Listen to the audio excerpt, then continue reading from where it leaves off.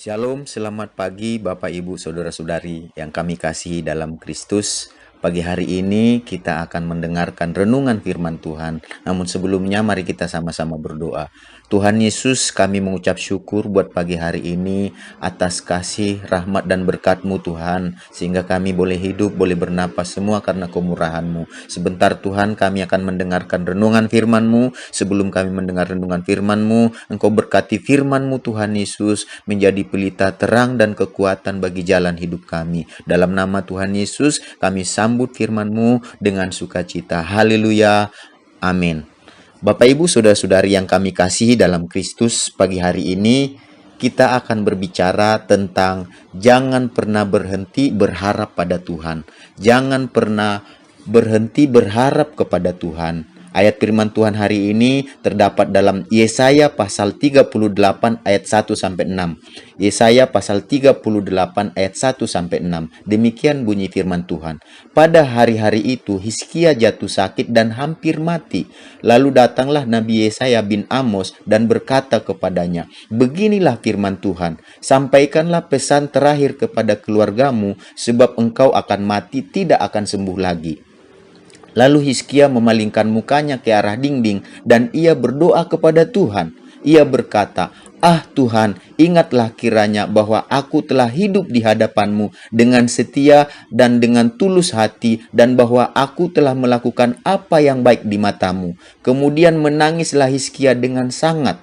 Maka berfirmanlah Tuhan kepada Yesaya, "Pergilah dan katakanlah kepada Hizkia, beginilah firman Tuhan, Allah Daud bapa leluhurmu, telah kudengar doamu dan telah kulihat air matamu. Sesungguhnya aku akan memperpanjang hidupmu 15 tahun lagi, dan aku akan melepaskan engkau dan kota ini dari tangan Raja Asyur, dan aku akan memagari kota ini."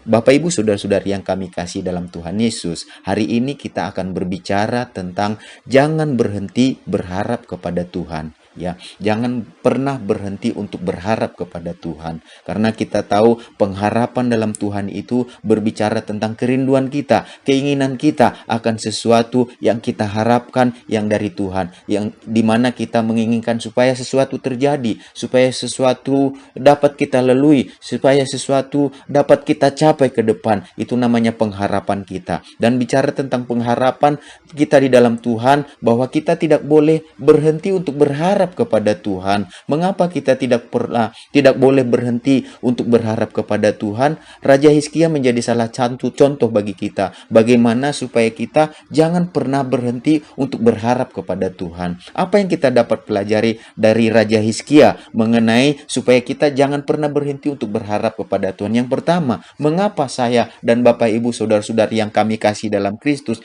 jangan pernah berhenti berharap kepada Tuhan? Yang pertama alasannya, kalau kita belajar dari Raja Hizkia, adalah karena dari Tuhanlah pertolongan kita yang sesungguhnya.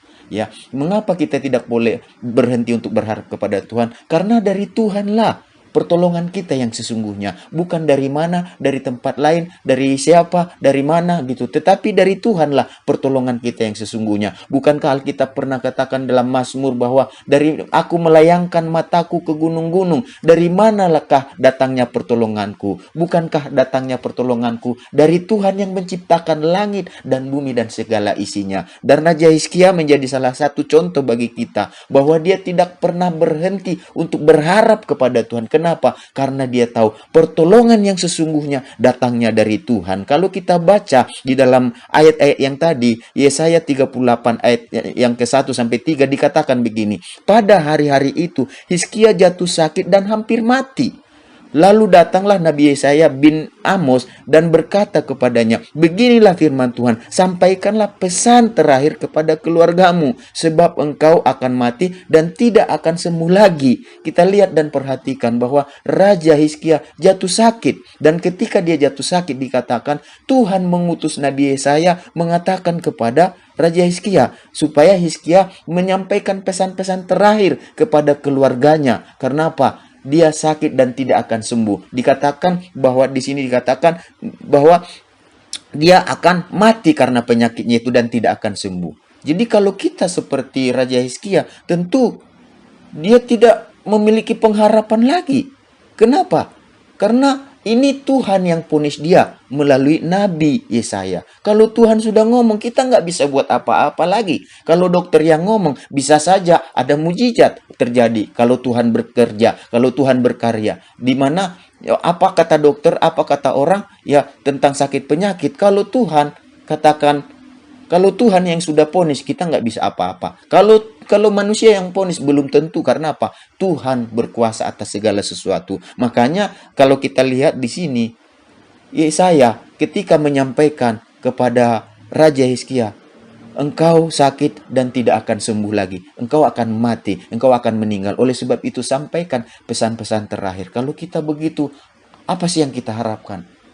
Nggak ada lagi yang kita harapkan. Karena kita pikir ini Tuhan sendiri yang ngomong. Nggak ada lagi yang bisa kita lakukan. Tetapi kita lihat di sini, Yesaya, dia berhenti, ketika dia sampaikan itu kepada Hizkia, apakah Hizkia langsung putus harapan? Tidak, kalau kita perhatikan di sini. Apa yang terjadi kalau kita perhatikan di sini? Ayat yang kedua dikatakan tadi, lalu Hizkia memalingkan mukanya ke arah dinding dan ia berdoa kepada Tuhan.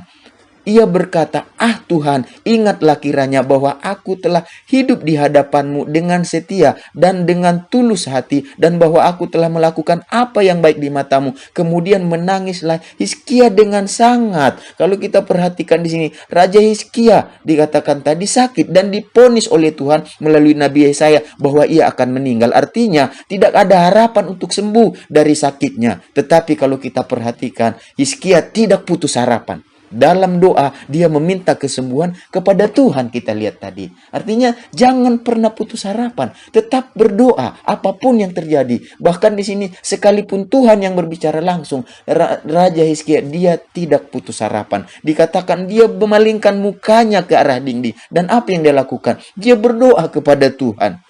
Ya, di dalam pengharapannya dia tidak putus harapan. Dia meminta pertolongan Tuhan karena dia tahu dari Tuhanlah pertolongan yang sesungguhnya. Ia katakan, ah Tuhan, ingatlah kiranya bahwa aku telah hidup di hadapan-Mu dengan setia dan dengan tulus hati, dan bahwa aku telah melakukan apa yang baik di mata-Mu. Kemudian menangislah Hizkia dengan sangat. Jadi Bapak Ibu, saudara-saudari yang kami kasih dalam Tuhan, sama seperti Hizkia, mari kita sama-sama datang kepada Tuhan dengan sungguh-sungguh. Mari kita memalingkan wajah kita, memalingkan hidup kita, memalingkan perhatian kita kepada Tuhan. Minta kepada Tuhan, minta tolong kepada Tuhan. Walaupun rasanya sudah putus pengharapan, tetapi jangan menyerah. Di dalam Tuhan masih ada pertolongan, di dalam Tuhan masih ada pengharapan. Dalam keputusasaan Raja Hizkia, dia tidak menyerah. Dia katakan, dia memalingkan wajahnya kepada Tuhan dan dia berdoa dengan sangat kepada Tuhan. Bahkan dikatakan dia menangis dengan sangat. Kata dengan sangat di situ, dia sungguh-sungguh tidak menyerah untuk berharap kepada Tuhan. Jadi yang pertama, pelajaran apa yang kita pelajari dari Hizkia tentang jangan berharap kepada Tuhan? Yang pertama, mengapa kita nggak boleh menyerah untuk berharap kepada Tuhan. Yang pertama, karena kita tahu dari Tuhanlah pertolongan kita yang sesungguhnya. Lalu yang kedua, mengapa kita tidak boleh berhenti untuk berharap kepada Tuhan? Karena kita tahu yang pertama tadi, dari Tuhanlah pertolongan kita yang sesungguhnya. Yang kedua, karena kita tahu kalau kita sungguh-sungguh berharap kepada Tuhan, Dia akan memulihkan keadaan kita. Kalau kita lihat peristiwa daripada Raja Hizkia, dikatakan di dalam ayat yang keempat dan yang sampai ke-6 dikatakan begini, maka berfirmanlah kepada Tuhan kepada Yesaya, pergilah dan katakanlah kepada Hizkia, beginilah firman Tuhan Allah Daud, bapa leluhurmu, telah ku dengar doamu dan telah kulihat air matamu. Sesungguhnya aku akan memperpanjang hidupmu 15 tahun lagi, dan aku akan melepaskan kau dan kota ini dari tangan Raja Asyur, dan aku akan memagari kota ini. Jadi puji Tuhan Bapak Ibu, saudara-saudari yang kami kasih dalam Tuhan Yesus, jangan pernah berhenti untuk berharap kepada Tuhan. Kenapa? Karena kita tahu melalui Raja Hizkia, karena dari Tuhanlah pertolongan kita yang sesungguhnya. Yang kedua, kalau kita sungguh-sungguh berharap kepada Tuhan, Dia akan memulihkan keadaan kita. Sama seperti Hizkia, kita baca tadi, karena Hizkia bersungguh-sungguh berharap kepada Tuhan, Tuhan melihat air matanya. Tuhan memulihkan keadaannya. dengan menambahkan apa? Usianya 15 tahun dikatakan pada saat itu. Dan bukan hanya itu dikatakan, Tuhan melepaskan dia dari musuh-musuhnya. Dikatakan Tuhan memegari dia. Tuhan melepaskan dia dikatakan. Bahkan kotanya dikatakan dari tangan Raja Asyur. Dan dikatakan Tuhan memegari hidupnya. Jadi Bapak Ibu, saudara-saudari yang kami kasih dalam Tuhan, jangan pernah berhenti untuk berharap kepada Tuhan. Mengapa? Karena kita tahu dari Tuhanlah pertolongan kita yang sesungguhnya. Yang kedua, karena kita tahu kalau kita sungguh-sungguh berharap kepada Tuhan, Tuhan akan memulihkan keadaan kita. Sama seperti Raja Hizkia, ketika dia bersungguh-sungguh berharap kepada Tuhan, dia berdoa kepada Tuhan dengan sangat dikatakan Tuhan lihat air matanya dan Tuhan memulihkan keadaannya. Tuhan perpanjang hidupnya menjadi 15 tahun lagi, bahkan memperkokoh kerajaannya pada saat itu. Apapun masalah pergumulan kita, Bapak Ibu saudara-saudari yang dikasihi Tuhan Yesus, kita belajar dari Hizkia, jangan pernah menyerah untuk berharap kepada Tuhan. Jangan pernah berhenti untuk berharap kepada Tuhan. Mari kita sama-sama berdoa.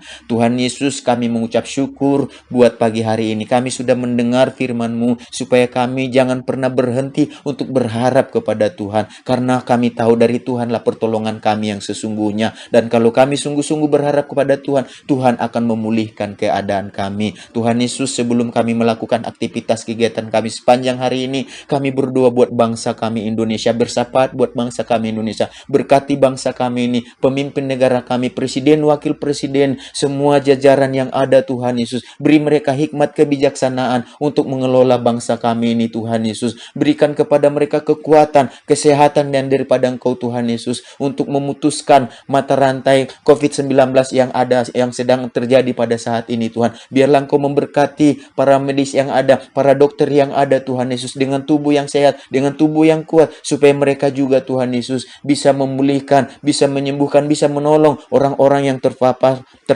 oleh virus corona ini Tuhan. Kami berdoa saat ini juga buat umat Tuhan, jemaat Tuhan, anak-anak Tuhan dimanapun berada. Tuhan lindungi mereka, Tuhan jaga mereka, lepaskan mereka Tuhan dari segala sakit penyakit, apapun pergumulan persoalan mereka. Biarlah mereka tidak berhenti berharap kepada Tuhan, karena Engkaulah pertolongan kami yang sesungguhnya Tuhan. Dan kami berdoa secara khusus buat JSS yang digembalakan oleh Bapak Pendeta Lee Amin. Kami mendukung pelayanan ini, penggembalaan ini Tuhan. Berkati umat-Mu sepanjang hari ini, dalam keluarga mereka, dalam rumah tangga mereka, dalam usaha mereka, dalam pekerjaan mereka, dalam aktivitas kegiatan mereka, sekolah mereka, segala sesuatunya Tuhan berkati. Biarlah berkat damai sejahtera, sukacita Tuhan, kasih Tuhan senantiasa menyertai umat-Mu. Dalam nama Tuhan Yesus kami berdoa dan mengucap syukur. Haleluya. Amin. Tuhan Yesus memberkati kita semuanya. Kuatkanlah hatimu, lewati setiap persoalan. Tuhan Yesus selalu menopangmu. Jangan berhenti harap padanya. Tuhan pasti sanggup, tangannya takkan terlambat untuk mengangkatmu. Tuhan masih sanggup, percayalah Dia tak tinggal.